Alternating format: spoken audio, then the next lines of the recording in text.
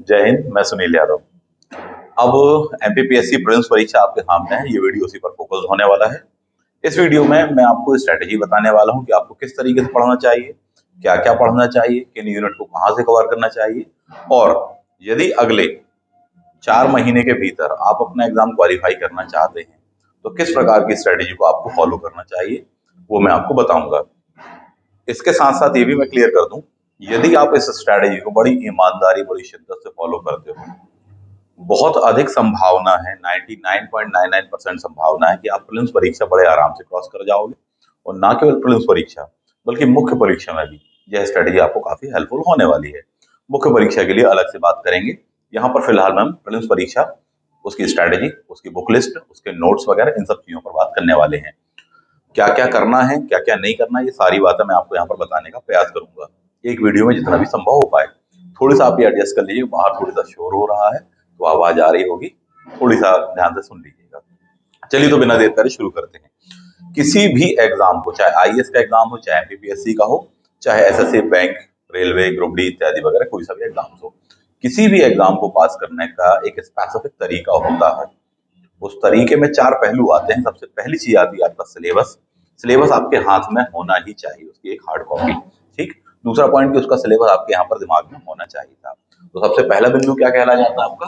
First one is syllabus करके कहलाता है साहब। सेकेंड जो आपका पॉइंट कहलाता है वह होता है प्रीवियस ईयर क्वेश्चंस पेपर।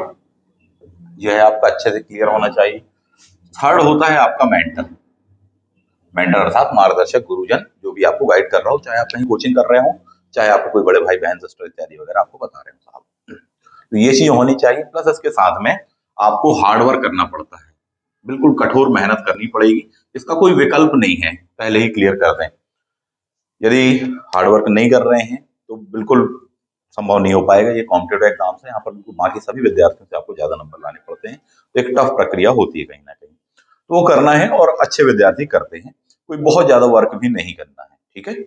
चलिए तो सबसे पहले अपन सिलेबस की बात करते हैं। 10 यूनिट आपको दी गई है साहब जी। 10 यूनिट में आपको मान के चलिए कम से कम 14 से 15 सब्जेक्ट्स आपको दिए गए हैं।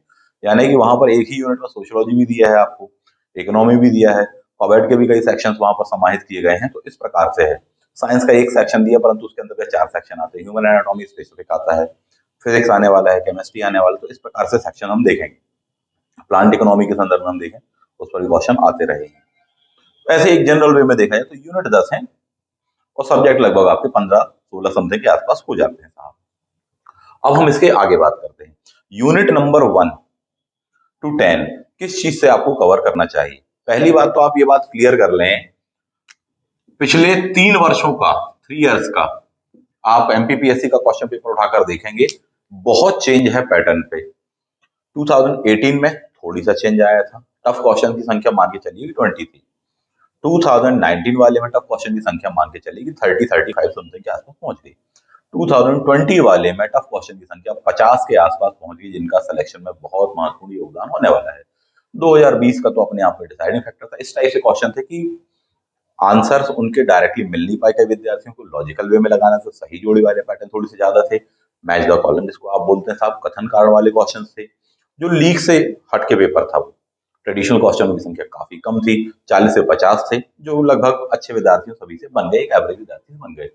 उसके बावजूद भी बच्चों का स्कोर काफी कम रहा। रीजन ये 50 जो क्वेश्चन बाकी बचे थे वो काफी टफ थे साहब जी। उनको कहाँ से कवर किया जाए, क्या कैसा पढ़ा जाए, वो इस बारे में मैं आपको बताने का यहाँ प्रयास करूंगा। तो 3 साल का आप देखेंगे सिनेरियो चेंज है। 2021 में भी सिनेरियो लगभग ऐसा ही चेंज नजर आने की संभावना है। पेपर टफ आना चाहिए, संभावना है। जो भी बातें मैं यहाँ पर कह रहा हूँ वो सभी संभावनाओं पर आधारित हैं, पूर्व वर्ष के मेरे अनुभवों पर आधारित हैं, एनालिसिस पर आधारित है, हमारी पूरी टीम के एनालिसिस पर आधारित है।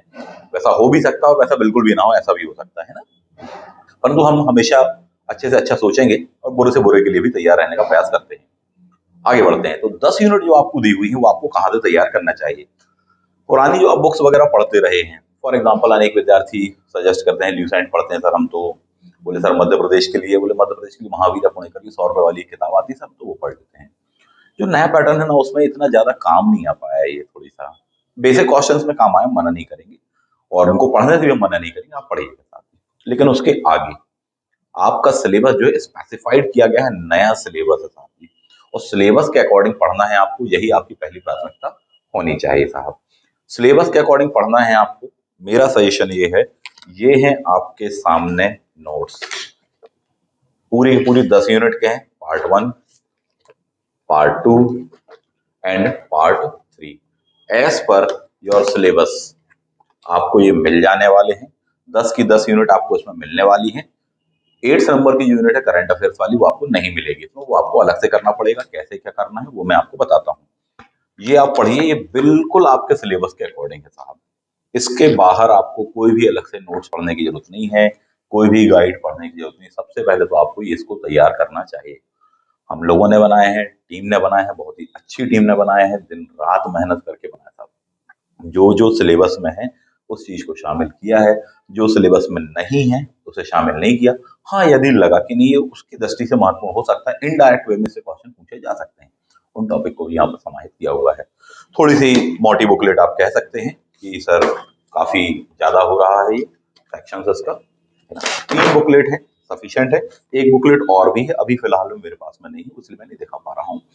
इसको यदि आप पढ़ते हैं, प्रीलिम्स का मान के चलिए कि सारे सेक्शन जो सिलेबस के अकॉर्डिंग है वो बिल्कुल आपके कवर हो जाएंगे।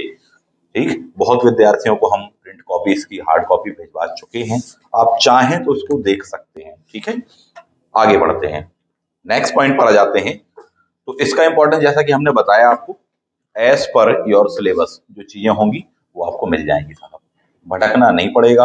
होता क्या है देखिए, जो नॉर्मल टॉपिक्स होते हैं इकोनॉमी के, पॉलिटी के, हिस्ट्री के, ज्योग्राफी के, वो आपको लगभग सभी जगह मिल जाते हैं।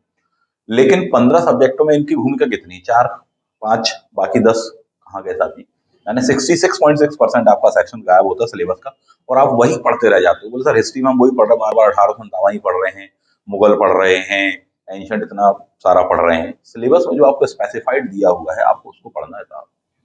एंशियंट और मिडिवल में अवधारणा हमको देखने को मिली है कि खासकर एंशियंट में मध्य प्रदेश वाले सेक्शंस पर ज्यादा आया है, जबकि मिडिवल वाले में ना के बराबर क्वेश्चन आए हैं और आगे भी ना के बराबर क्वेश्चन ही आने वाले हैं साथ ही।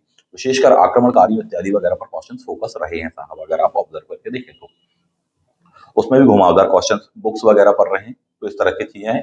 थोड़ी बहुत ना के बराबर कल्चर पर क्वेश्चन रहे हैं। एंशियंट का सेक्शन ज्यादा है, मॉडर्न का सेक्शन ज्यादा, मिडिवल का सेक्शन कम है यदि आप हिस्ट्री पर देखें। परंतु बच्चे क्या करते हैं, 1 नंबर टॉपिक से लेकर 100 नंबर टॉपिक तक पूरा पढ़ने बैठ जाते हैं, तो वो काम नहीं करना है। जो सिलेबस में है वही पढ़िए आप सबसे पहले तो साहब, बहुत अच्छा कंटेंट आपको उसमें मिलेगा, कुछ भी अलग से पढ़ने की जरूरत नहीं है। नोट्स के अलावा आपको टेक्स्ट बुक्स भी पढ़नी पड़ेंगी। कुछ टेक्स्ट बुक्स मैं आपको सजेस्ट करना चाहूंगा।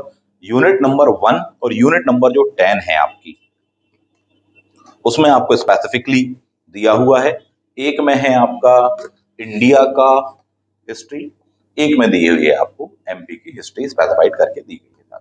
ठीक है, मध्य प्रदेश में हिस्ट्री के नाम पर कल्चरल वाला जो सेक्शन है वो दिया है, परंतु उसी का पार्ट होता है।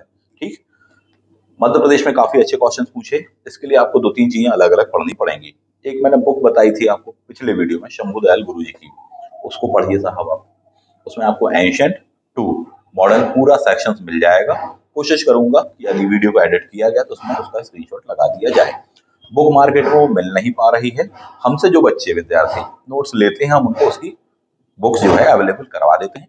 बुक मिल जाती है तो बुक दे देते हैं, नहीं तो उसकी फोटोकॉपी भी मिल जाती है हमारे पास में उन विद्यार्थियों जो हमारे बच्चे नोट्स लेते हैं। तो एंशियंट के लिए आप उसको पढ़िए, एंशियंट मिडिवल मॉडल, तीनों सेक्शन एमपी का वो काफी अच्छे से कवर करेगी। यदि वो नहीं मिल पा रही है आपके शहर में, आप इसको लेकर चलिए मध्य प्रदेश के संदर्भ में, काफी पास से आप इसको देख सकते हैं। क्लियर, बहुत ही साफ सुथरा दिख रहा होगा, ये देख लीजिए। नहीं मिल पा रही फोटोकॉपी करवा लीजिए, संपर्क कर लीजिएगा हम लोगों से। तो ये वाला जो सेक्शन होगा आपका काफी अच्छे से कवर यहाँ से हो जाने वाला है। First one is notes, second one is text book.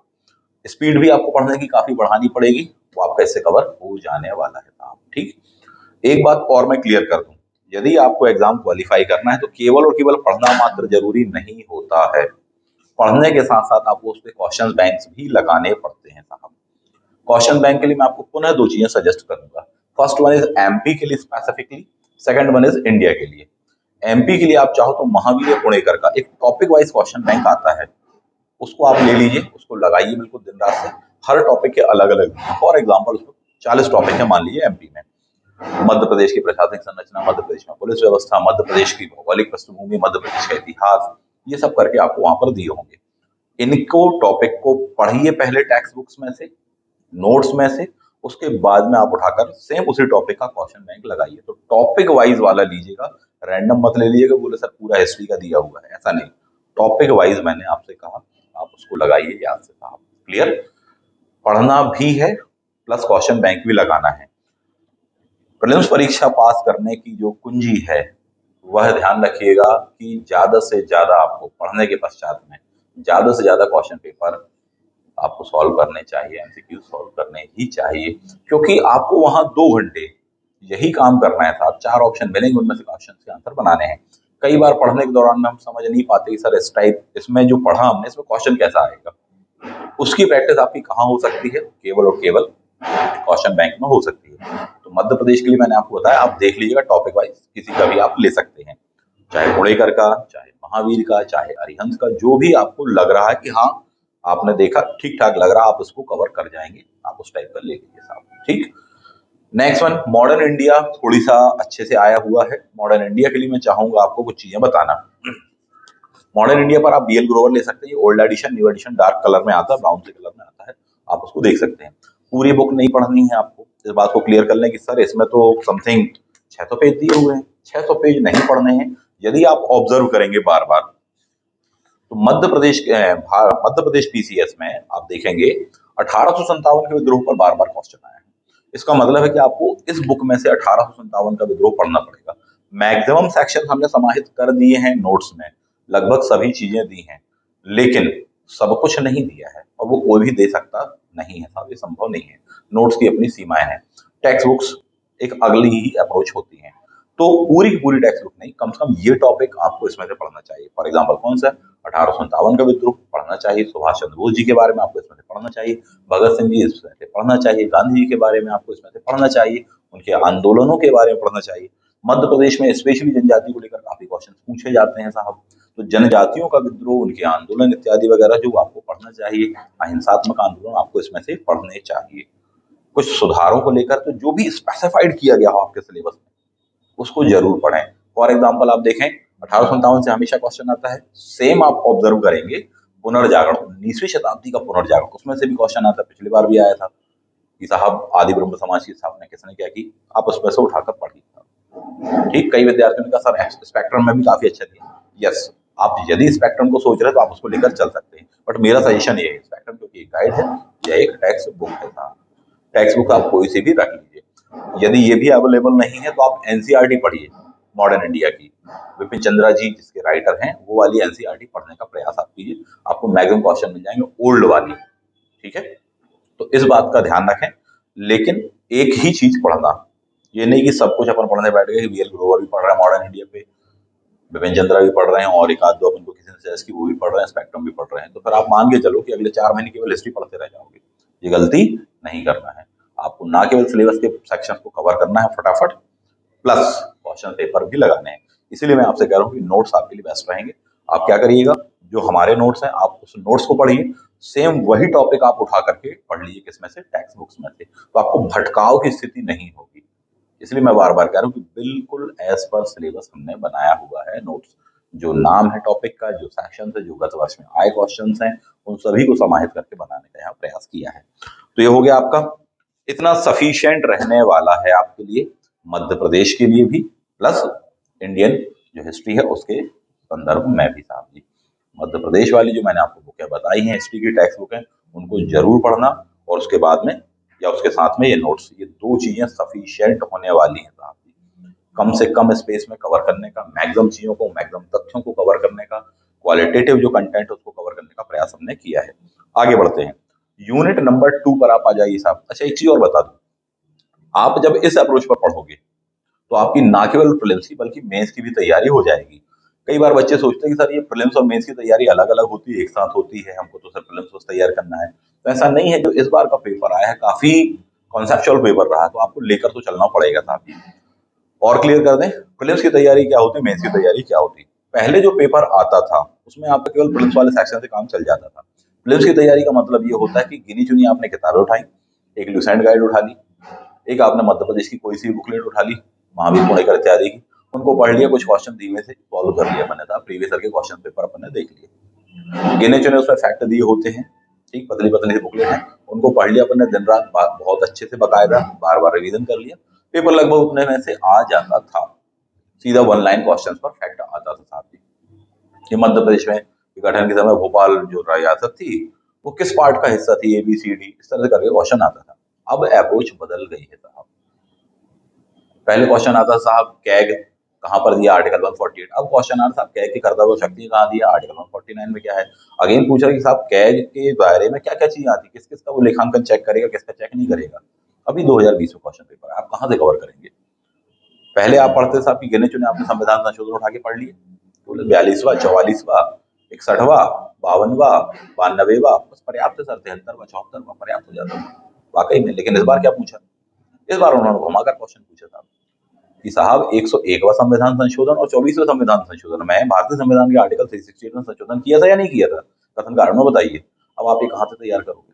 तो ये जो पुरानी वाली अप्रोच थी कि चंद फैक्ट आपने पढ़ लिए, फैक्टों वाली किताबें आपने पढ़ ली, उनसे पहुंच जाते थे और क्वालिफाई भी हो जाता था। अब ये बदल गया है, इसके साथ साथ आपको कॉन्सेप्ट भी पढ़ने पड़ेंगे, फैक्ट्स को भी ध्यान रखना पड़ेगा। यही कहलाती है प्री प्लस मेंस की अप्रोच। मेंस का पूरा कवर ये नहीं करेगा, पेपर 1 पेपर 2 पेपर 3 सिर्फ इन सेक्शंस को वो कवर करेगा और ये आपके लिए बहुत हेल्पफुल होने वाला है। उसके साथ साथ आपको मैं ये भी बता दूं, मेंस वाले जो नोट्स हैं वो अलग है साहब जी, ऐसे ही आपको 8 से 9 बुकलेट मिलने वाली है, ये स्पेशली फॉर मेंस है। इनको यदि आप साथ में लेकर चल सकते हो तो बेस्ट है आपके लिए। तो प्रीलिम्स के जो नोट्स रहेंगे वो आपके अलग हो जाने वाले हैं, मेंस के जो नोट्स हैं वो आपके अलग रहेंगे, क्योंकि कई टॉपिक तो कॉमन है लेकिन बहुत सारे ऐसे टॉपिक्स हैं जो कि आपके कॉमन नहीं है साहब, इनको लेकर चलना आपके लिए जरूरी हो जाता है, ठीक, वरना सिलेबस के अकॉर्डिंग आप टॉपिक ढूंढ ढूंढ के थक जाएंगे। और भी इसका महत्व बताता हूँ, अगले कुछ सेक्शंस को बताने वाला हूँ, अभी फिलहाल इसको साइड कर देता हूँ। फॉर एग्जाम्पल कि सर पॉलिटिकली क्या पढ़ना चाहिए, पॉलिटिकली बताया कि सर एम लक्ष्मीकांत पढ़िए, नॉट सफिशिएंट पहला पॉइंट। पॉइंट नंबर 2, आपके सिलेबस में जो पॉइंट्स दिए हुए हैं एम लक्ष्मीकांत तो मान के चलिए 75 से 80 टॉपिक दिए हैं, 80 टॉपिक आप मान लीजिए मोटे तौर पर, होंगे तो इससे भी ज्यादा, परिशिष्ट वगैरह मिलाओ तो और भी ज्यादा हो जाएगा। इन 80 टॉपिक में से मुश्किल आपके काम के टॉपिक 15 हैं, आप उनको या तो ढूंढ ढूंढ के पढ़िए पहला, उन 15 टॉपिक्स में से भी 3 से 4 टॉपिक्स आपको मिलेंगे ही नहीं एम लक्ष्मीकांत में जो आपके सिलेबस में है, उनको कहीं और से कवर करना पड़ेगा। वो सारी चीजें एज पर योर सिलेबस हमने यहाँ पर नोट्स में देने का प्रयास किया हुआ है। तो एम लक्ष्मीकांत भी पढ़ना, पर उनमें से सिलेक्टिव टॉपिक्स पढ़िएगा जो आपके सिलेबस में दिए हैं, प्लस साथ में आपको नोट्स पढ़ने चाहिए।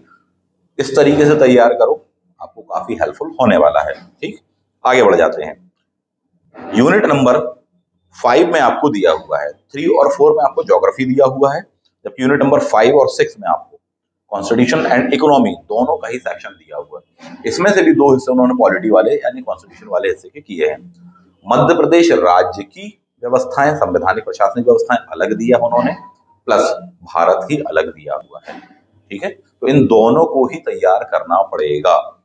कुछ एक्ट्स आप देखेंगे कि बोले साहब 1773 के रेगुलेटिंग एक्ट से लेके 1935 1947 वाले एक्ट आप पढ़ते हैं, आपके सिलेबस में 2 एक्ट दिए हैं, 1919 का 1935 का, इनको काफी अच्छे से तैयार करना पड़ेगा आपको। और इस बार क्वेश्चन काफी टफ आया था। फॉर एग्जांपल 1945 के जो चुनाव हुए थे, इनमें से किस एक्ट या किस अधिनियम के तहत हुए थे। अनेक बच्चे 1935 लगा के आ गए, उसका आंसर 1919 का अधिनियम निकला था। ये आप पुराने वाले पैटर्न में नहीं पढ़ते हो, इसके लिए आपको ये टेक्स्ट बुक पढ़नी पड़ेगी। इवन एम लक्ष्मीकांत में भी ये वाले क्वेश्चन का आंसर नहीं मिलेगा। कहाँ मिलेगा, तो मैंने जो आपको हिस्ट्री वाली बीएल ग्रोवर बताई ना बेटा, उसमें जाकर देखना, उसमें दिया होगा संवैधानिक विकास का इतिहास भारत में। उन एक्टों को जब आप जाकर पढ़ोगे तब आपको इसका आंसर मिल जाएगा। तो उसका मतलब ये है कि वो जो किताब आपको मैंने बताई हिस्ट्री सेक्शन के लिए, वो ना केवल वहां कवर करेगी बल्कि उसके कई कॉन्सेप्चुअल क्वेश्चन बाकी अदर सेक्शंस को, अदर सब्जेक्ट्स को भी कवर करेंगे। तो थोड़ी सा इस अप्रोच पर लेकर चलिए, एक संकल्पनाएं आपकी विकसित होंगी दिमाग में। मेंस की जब आप आंसर राइटिंग करोगे तो आपको लिखते अच्छे से बनेगा। वरना पुराने बच्चे क्या होते थे, चंद फैक्ट पढ़ लिए, चंद गिने चुने नोट्स पढ़ लिए साहब जी, लूसेंट पढ़ के पहुंच गए, जब वहां मेंस लिखने की बारी आती ना तो वैसे ही मरे मरे से तथ्य लिखते हैं साहब कि भारत में रेगुलेटिंग एक्ट 1773 में आया, इसके तहत इसकी स्थापना 1861 का अधिनियम था, भारत परिषद अधिनियम, उसमें भारत में ये प्रशासनिक व्यवस्थाएं आई साहब जी, 1919 के तहत वह शासन लाया, बस ऐसा ही लिख पाते हैं। उनके पहले सेंटेंस और दूसरे सेंटेंस में कोई तारतम्य नहीं बन पाता और एग्जाम में उठा के उनका क्वेश्चन काट देता है और बहुत बुरे तरीके से वो फेल होते हैं मेंस में। प्रीलिम्स बार बार निकाल लेते हैं, मेंस में बार बार फेल हो जाते हैं। कमी क्या है? प्री कम मेंस की अप्रोच को लेकर नहीं चलते, इन टेक्स्ट बुकों वगैरह को लेकर नहीं चलते, जो मैं आपको बता रहा हूँ। इनको पढ़ने का भी एक खास तरीका होता है, वो अभी मैं फिलहाल में नहीं बता पाऊंगा। शॉर्ट में सिर्फ इतना कहूँ कि यदि आप हमारे पास में बैच ज्वाइन करते हैं तो एक से एक चीज आपको यहाँ पर पढ़ाई जाती है साहब, पूरी बुक्स के साथ में, पूरे नोट्स के साथ में सब कुछ पढ़ाया जाता है। मेंस की अप्रोच एक एक पॉइंट बताई जाती है। हर दिन की एक क्लास 4 घंटे की हो जाती साहब, क्या कहें आपसे, वो वीडियो में इतने शॉर्ट में बता पाना संभव नहीं है। उसके लिए बेहतर होगा कि आप रेगुलर क्लास ज्वाइन करें, चाहे ऑनलाइन करना हो चाहे ऑफलाइन करना हो, दोनों ही बैचेस हमारे पास में अवेलेबल है। अब भी 27 तारीख से 27 दिसंबर से नया बैच स्टार्ट किया गया है, दोपहर की शिफ्ट में है 3 बजे से। आप चाहें तो उसे ज्वाइन कर सकते हैं साहब। आगे बढ़ते हैं। यूनिट नंबर 3 और 4 ज्योग्राफी, दो प्रकार की ज्योग्राफी दी हुई है। एमपी की ज्योग्राफी आपको अलग दी हुई है यूनिट नंबर 3 में, जबकि इंडिया एंड वर्ल्ड की ज्योग्राफी यूनिट नंबर 4 पर दी है। एमपी की ज्योग्राफी में वैसे बहुत डिटेल में क्वेश्चन आए थे साहब, हर किसी से बने नहीं और बच्चों में तो इतना कंट्रडिक्शन उत्पन्न हो गया कि बोले सर कहां से कैसे क्या कवर करें। इंडिया का जो करंट का डेटा पढ़ के आए थे, इंडियन फॉरेस्ट रिपोर्ट पढ़ के आए थे साहब जी, बोले सर उसमें डेटा दिया हुआ है अलग और मध्य प्रदेश का डेटा अलग। और एमपी ने किसका आंसर माना? एमपीपीएससी ने मध्य प्रदेश वाला। कहां से तैयार करना है? पहला पॉइंट नोट्स में से तैयार करना, आपको एज इट इज दिया है साहब जी, ठीक।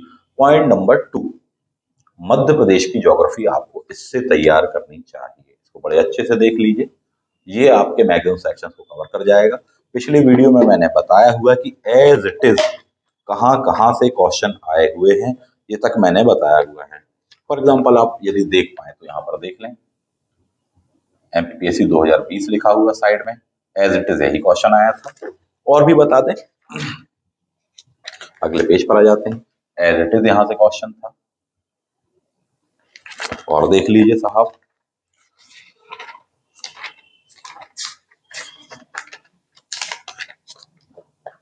फॉरेस्ट वाला क्वेश्चन आया था, मध्य प्रदेश में वन कौन से वाले किस वृक्ष के ज्यादा हैं, एज इट इज आप इंडेक्स देख सकते हैं, ये क्वेश्चन था। बताने का आशा ये है कि ये प्लस नोट्स सफिशिएंट है, कुछ भी पढ़ने की जरूरत नहीं है। बिल्कुल परेशान मत हो बेटा, बिल्कुल भी अनावश्यक परेशान नहीं हो, नहीं तो आपके पास में इतना कंटेंट है पढ़ने के लिए कि अगले 4 महीने आप ज्योग्राफी पढ़ते रह जाओगे साहब, हिस्ट्री पढ़ते रह जाओगे, पॉलिटी पढ़ते रह जाओगे, आप बाकी सेक्शन छूट जाएंगे आपके।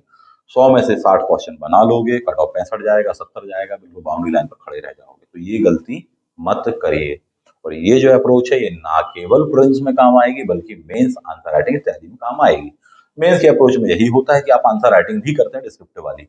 अब आपके पास में समय बचा हुआ कम, आपको मेंस की आंसर राइटिंग नहीं करनी चाहिए, आपको फोकस करना चाहिए ज्यादा से ज्यादा एमसीक्यूज पर और उसको पढ़ने पर, कि आप सिलेबस पहले पूरा पढ़ लें, नोट्स पूरा पढ़ लें, क्वेश्चन पेपर पूरे ज्यादा से ज्यादा लगा लो, उनका रिवीजन कर लें, पहला फोकस ये होना चाहिए।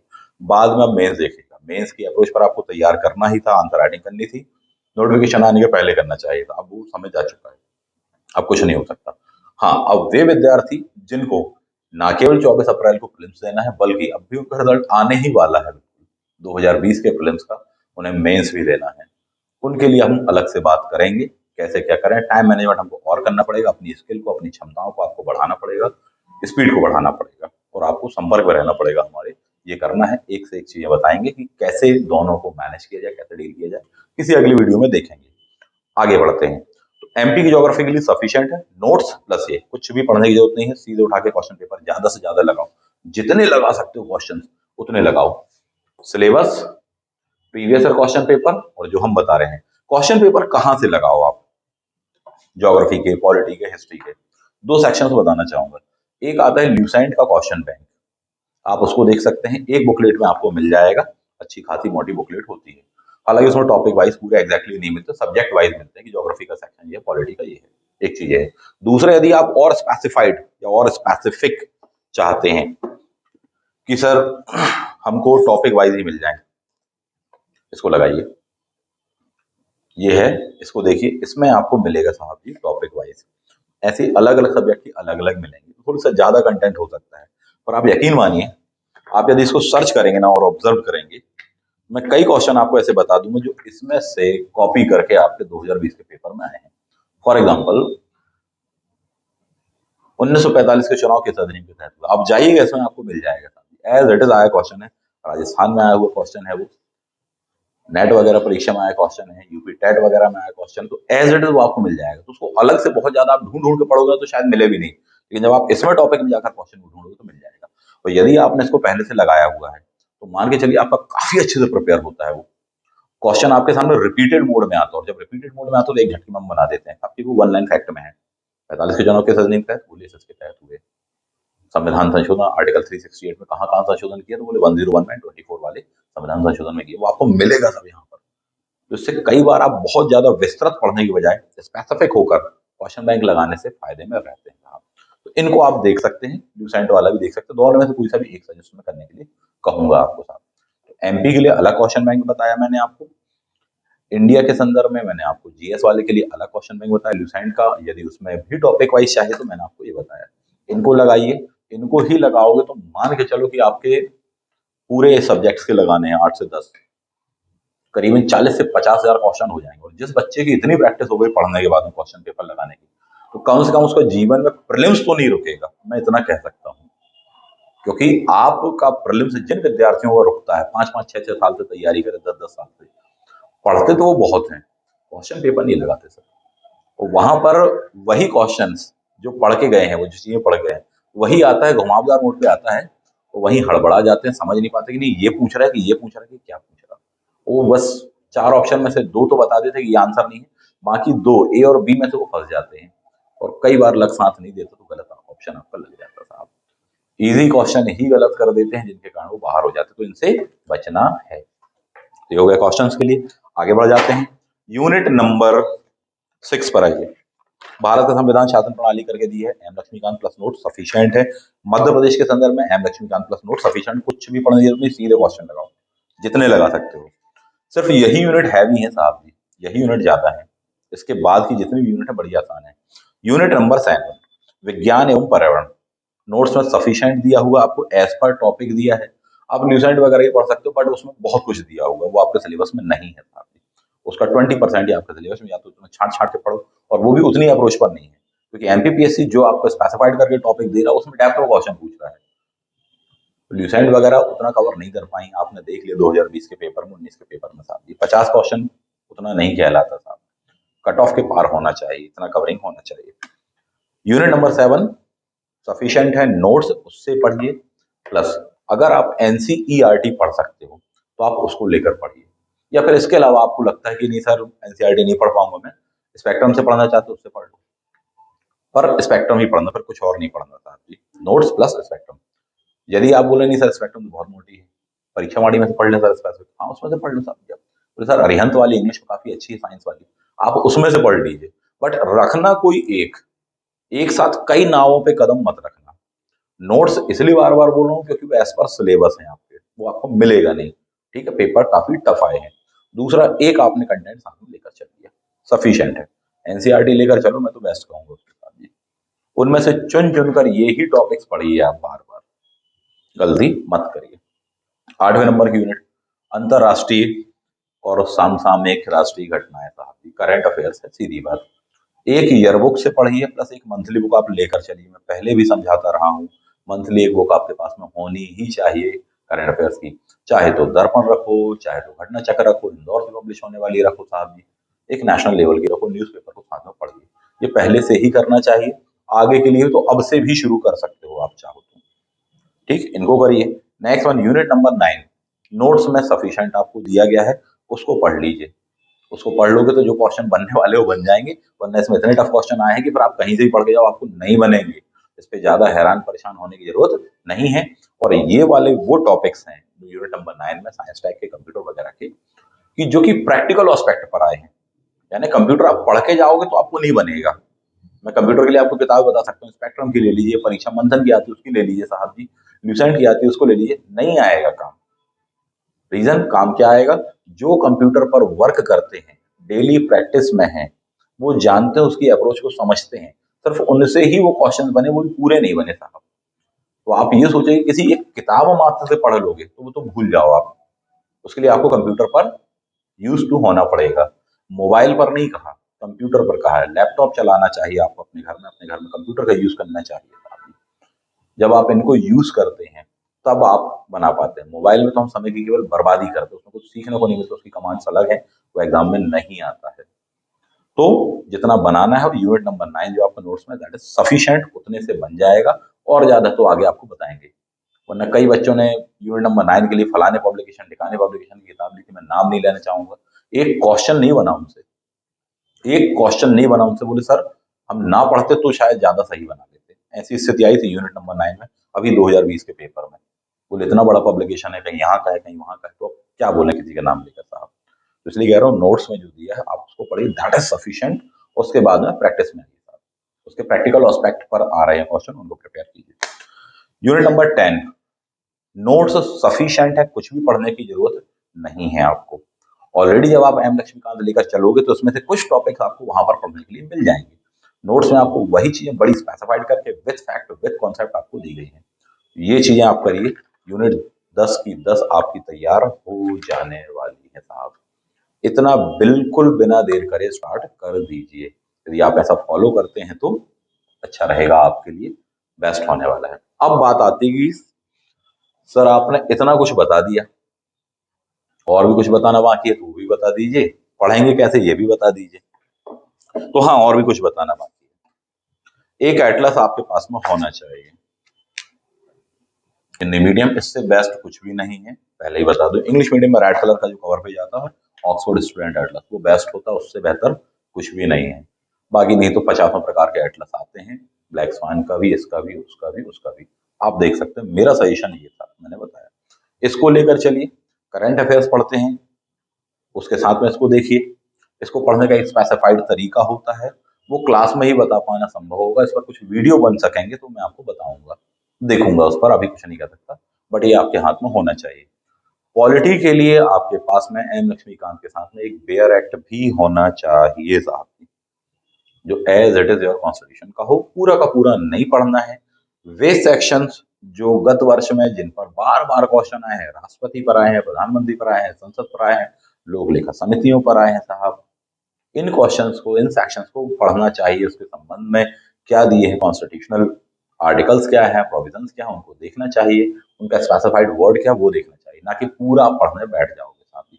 बड़े आराम से मिल जाएगा, मेरे पास में अभी फिलहाल में ये है, सफिशिएंट है साहब जी। ठीक, इनमें से भी कई क्वेश्चंस आए हैं, और कोई बहुत ज्यादा भारी भरकम नहीं होता इनको पढ़ना, जनरली देख लीजिए।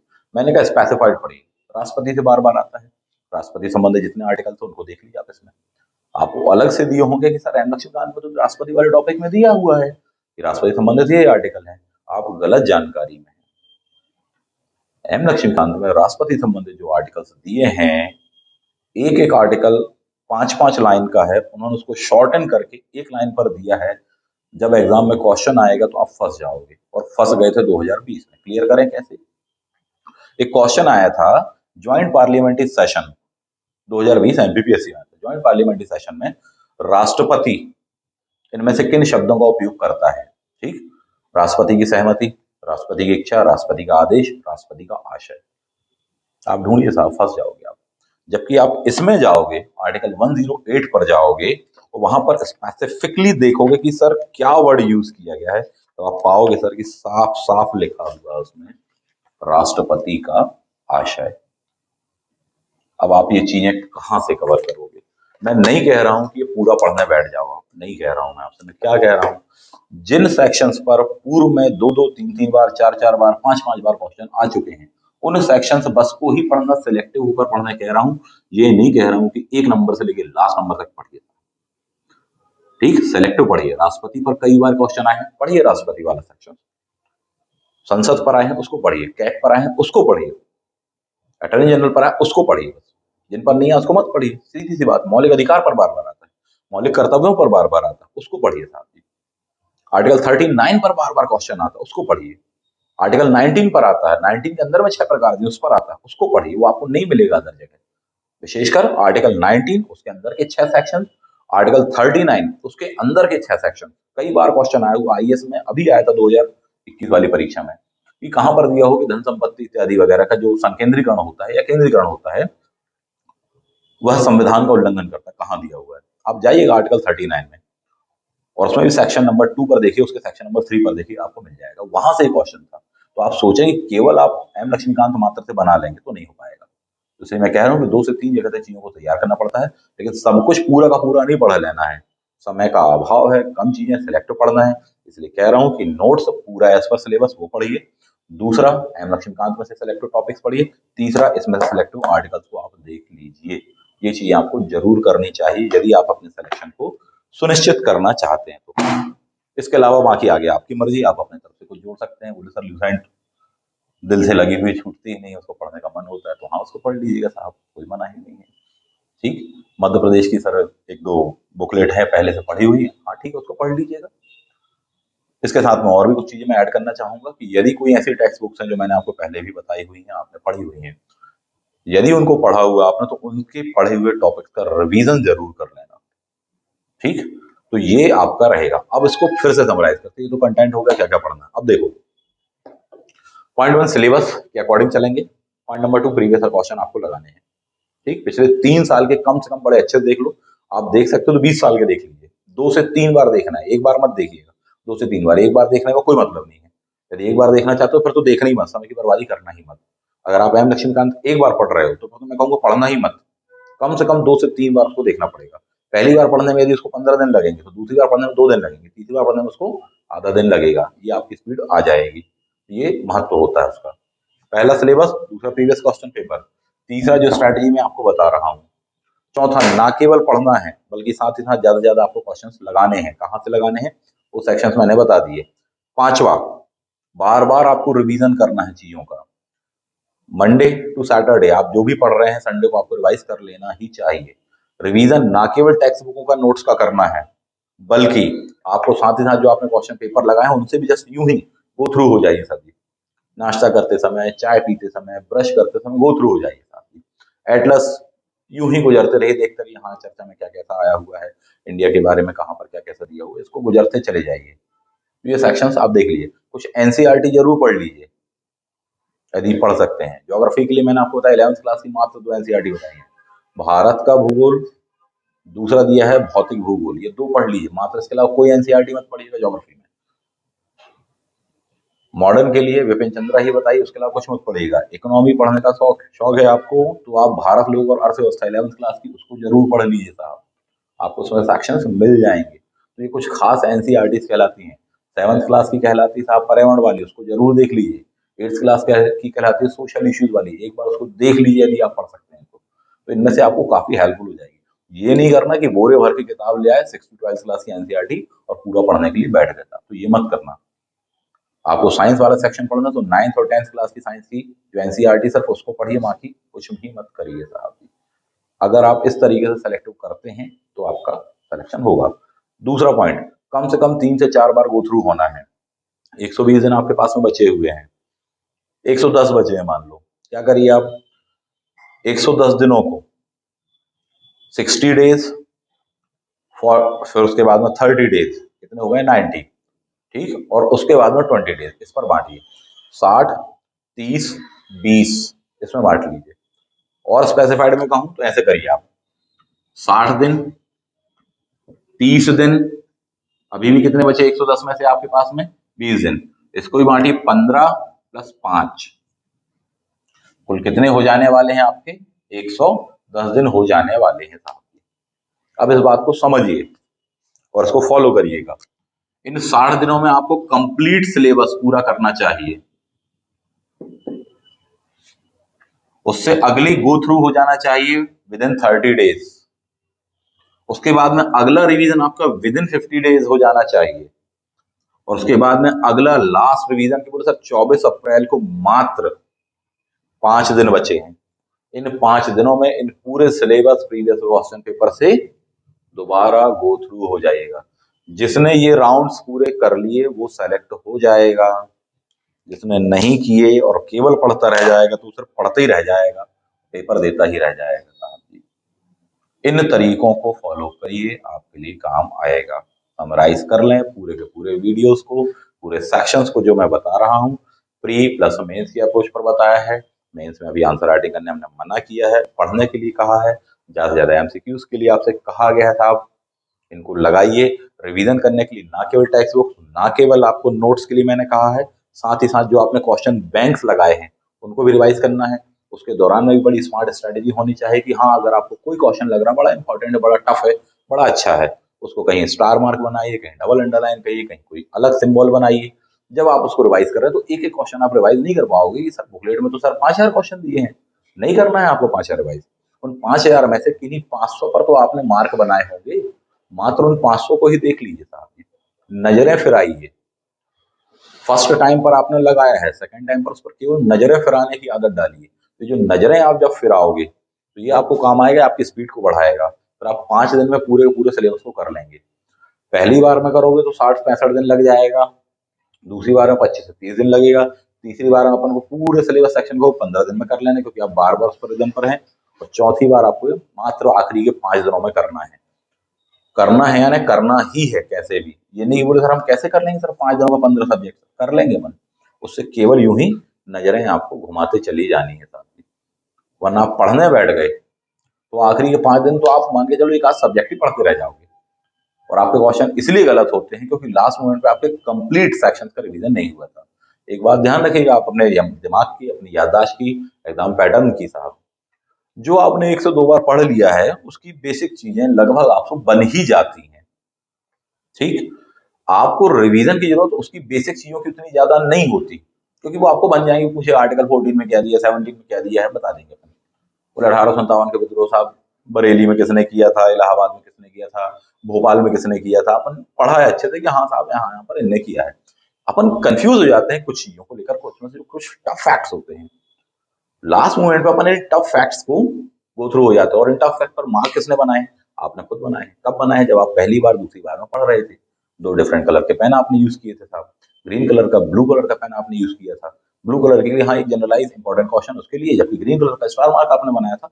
ये तो मोस्ट इंपॉर्टेंट पॉइंट है सब, इस पर तो गत वर्ष में आया हुआ क्वेश्चन है। तो जब आप उससे गुजरते हैं तो पूरी किताब की एक एक लाइन, एक एक पॉइंट को नहीं पढ़ते, ये अपन पढ़ने बैठ गए।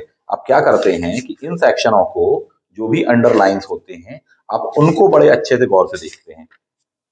क्लियर? यहाँ पर इतना कुछ भी नहीं तो अपन इनको नहीं देख रहे, लेकिन जैसे ही अपन ने देखा कि साहब यहाँ वाले में ये दिया हुआ मार्क किया है कि हाँ इतना इतना परसेंट लिखा है, ये चीज लिखी है, गोला बॉक्साइड के बारे में दिया हुआ है, ऐसा ऐसा बताएगा, तो उसको अपन देखते हैं। लिस्टों को रिवाइज करते हैं आप ज्यादा से ज्यादा। इन सेक्शनों पर जहां आपने मार्क्स बनाए होते हैं उनको आप रिवाइज करते हैं, तब आपको ये काम आ जाता है। पहुंचते पढ़ते पढ़ते पहुंच गया अपन यहाँ पर, हाँ ये वाली लिस्ट थी, ऐसा ऐसा था, अपन इसको तैयार कर लिया था। ठीक, एक एक लाइन नहीं पढ़नी होती है। थर्ड फोर्थ रिवीजन पर वो आपको पहले और दूसरे राउंड पर ही जरूरत होती है। जिस विद्यार्थी ने ये किया, मान के चलो कि वो तो पास होने वाला है, एक पोस्ट तो उसकी तय है साहब जी, इसमें तो कोई दो मत नहीं है। तो इस वीडियो में जितनी स्ट्रेटेजी, जितने पॉइंट्स आपको बताए हैं, यदि उसको कर लिया साहब तो मान के चलिए कि आप इस बार मेंस दे रहे हैं।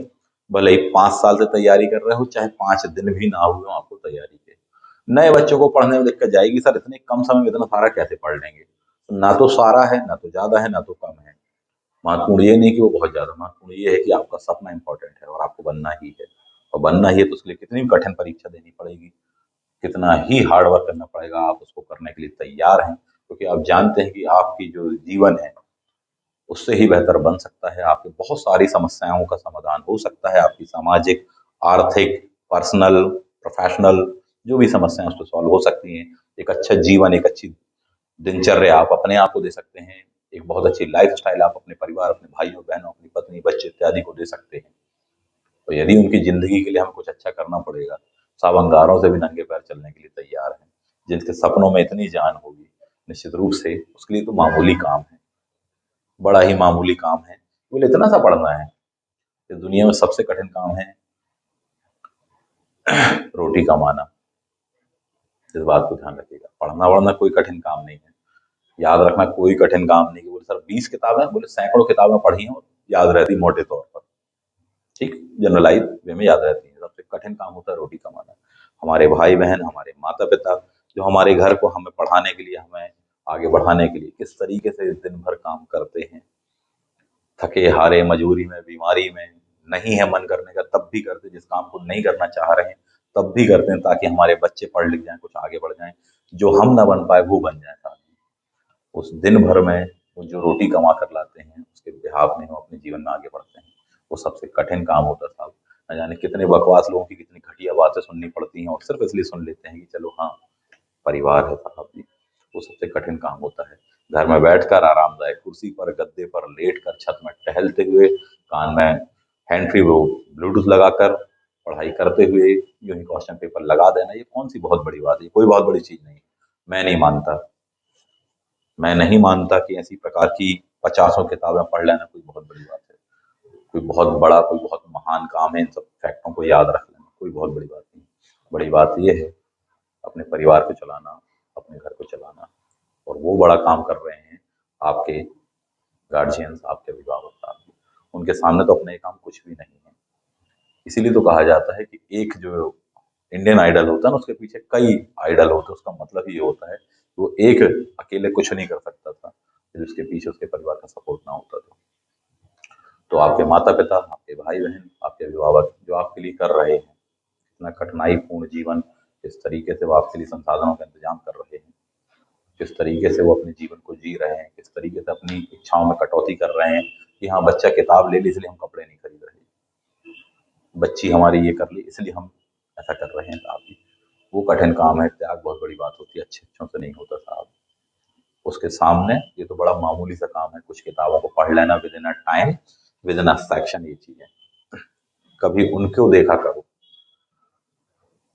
ध्यान से, गौर से, अपने आप पढ़ाई में मन लगने लगेगा कि मम्मी जी ने किस तरीके से पाला है, मन लगने लगेगा। पापा जी ने किन चुनौतियों का सामना करते हुए आपको इस लेवल पर लाया कि आज खड़े होकर बात करने लायक हो। कभी सोचोगे तो समझ में आ जाएगी बात, अपने आप मन लगने लग जाएगा पढ़ाई लिखाई में, फिर ये काम कठिन नहीं लगेगा। जिन लोगों को ये काम कठिन लगता है, सर इतनी मोटी किताबें कैसे पढ़ेंगे, जीवन में कुछ भी कठिन नहीं लगेगा। जिस दिन उनकी आंखों में आंसू देख लोगे ना, तो जीवन में कुछ भी कठिन नहीं लगेगा। जरा देखिएगा, सोचिएगा, आज जिस दौर में वो हैं उनकी पूरी समस्याओं को आप नहीं समझ सकते क्योंकि उम्र की समस्या है, आपकी उम्र वो नहीं है। कुछ तो समझ सकते हैं, और उन दौरों से सभी को गुजरना है साहब। एक दिन उनकी एक एक चीज, एक एक परिस्थिति हमको समझ में आएगी, आज नहीं आ रही तो 20 साल बाद आएगी, वो क्या चाहते थे। इसलिए गुंजाइश कोई भी ना छोड़िए अपने सपनों को साकार करने के लिए, उनके सपनों को साकार करने के लिए। उन्होंने जो आपके लिए त्याग परिश्रम किया है उसको साकार करने के लिए दिन रात से जुड़ जाइए, निश्चित रूप से सफलता आपके कदम चूमेगी साहब। आप सभी विद्यार्थियों को मेरी ढेर सारी शुभकामनाएं। बहुत जी लगा के, बहुत मन लगा के मेहनत करो। जितनी सहायता मैं कर सकता हूं मैं करने का प्रयास करूंगा। बैच ज्वाइन कर लो, उससे बेहतर कुछ भी नहीं है साहब। रोजाना संपर्क में रहोगे, वीडियोस के माध्यम से जितना मैं दे सकता हूँ मैं दे रहा हूँ। समय का थोड़ी सा अभाव रहता है, बैच में आप रहिए, वो एक बेस्ट ही अप्रोच है। कुछ इस तरह से तैयारी करिए, आपका एग्जाम ना प्रीलिम्स रुकेगा, ना आगे जो वीडियो बताऊंगा, ना मेंस रुकेगा, ना इंटरव्यू रुकेगा साहब। इतने वर्षों का ये जो कठोर अनुभव मुझे प्राप्त हुआ है उससे आप निश्चित रूप से लाभान्वित होंगे, ऐसी मैं आप सभी के लिए आशा करता हूँ।